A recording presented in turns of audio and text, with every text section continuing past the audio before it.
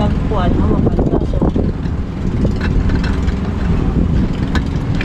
Kakain na kami.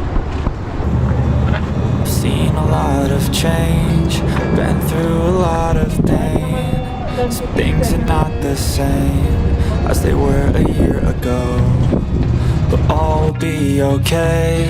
I move on each and every day. The past is where it stays, way back a year ago.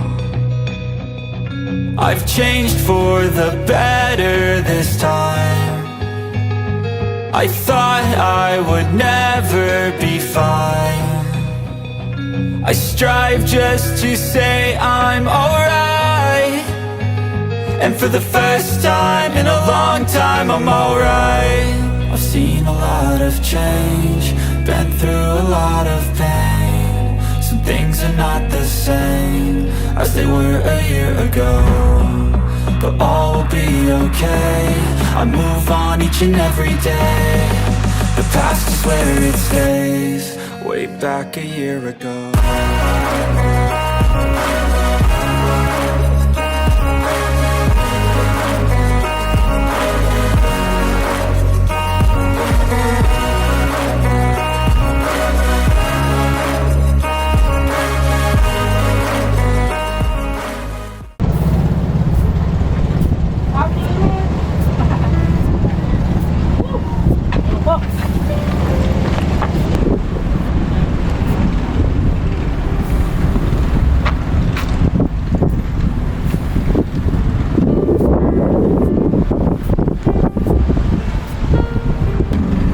Yung dala namin basura mga tol ay sinunog na namin, sinunog na ni Kawaray Adventure mga tol.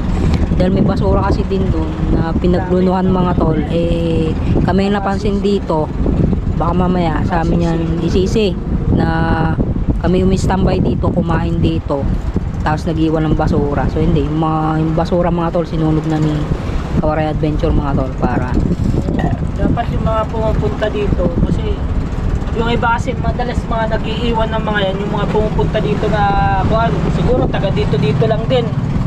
Dapat pag pumupunta tayo dito, dalhin nyo na rin yung basura ninyo. Oo, kasi pangit na nakakasira ng paningin sa mga turista. oh, Oo, sayang naman. mga tol oh, basura to, pinaglunuhan. Yung napkin mga tol. na yan. Wala na doon banda. Wala na po. Ah. Pagka naman mismo pong yung island hapit po pupunta sa Japong isda. Sa may ikon na yan. Mahal naman Isla po Verde. yan. Opo. Ba, malayo-layo yan. 2,000 po din sa tao. Tawid talaga yan.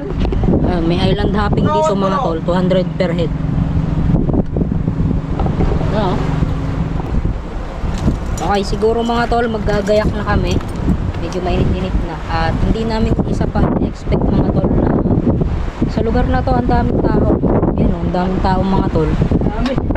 So si Kawaray Adventure, sabi niya sa akin kanina, ay solo lang daw siya dati dito noon. Napanood ko nga din mga tol. Sa totalong mga kawaray dati dito, wala talagang halos pumupunta ng mga turista, mga tulad yan, may mga barko-barko na pumupunta dito, tapos dumadayo dito sa lugar na to. Dati walang ganyan, hanggang resort lang talaga sila. Kaya nakakapagtaka na simula nung bumalik tayo dito, almost 2 years din kasi tayong hindi nakabalik dito. And yun nga, nagulat na lang tayo. Ang dami na, tulad niya, may mga bangka-bangka, May mga bangka. mga turista, ang dami mga tao. Daming tao mga tol oh. Pero noon, dyan, namimingwit ako dyan. Tapos doon, pumupunta ako dyan, yung isla na yan, namimingwit din kami dyan dati. Tapos doon sa may kuweba, walang mga tao. So as in, solo mo to dati. Solo talaga. Oo, Napanood ko nga pumunta dati. dito, halos walang dumarayo talaga. Kaya kung nakikita nyo nga mga tol, ang daming tao. Yan no. So, naliligo sila banda ron. May kuweba doon. Kung nakita nyo, video ako doon kanina. Hanggang ngayon mga tol, ang daming tao. Grabe. Di namin ina-expect na, kasi mapanood ko nga lang to dati kay Kawaray Adventure mga tol. Okay. Ngayon mga tol ay Mag-uutay na kami pauwi siguro. Baka dito na namin tatapusin ang vlog na to. At bago ko tapusin mga tol, maraming salamat sa inyong mga nananatili, sumusuporta. Kahit kakaunti pa lang tayo mga tol, nagpapasalamat ako sa inyo sa mga non-follower, para sa unfollowers, sa iba nating mga tropa, mga Kapanda Rider, Team Karipas na nandiyan na sumusuporta. At tayo ay pinanonood, sinusubaybayan. Mga tol, salamat din dito kay Kawaray Adventure dahil inimbita tayo dito sa pinapasyalan yung lugar. At ayun mga tol, salamat sa inyong lahat. At kayo palagi from JR Adventure, paa sa lupa, mata sa langit. Peace out. Like, comment, follow, share, and God bless.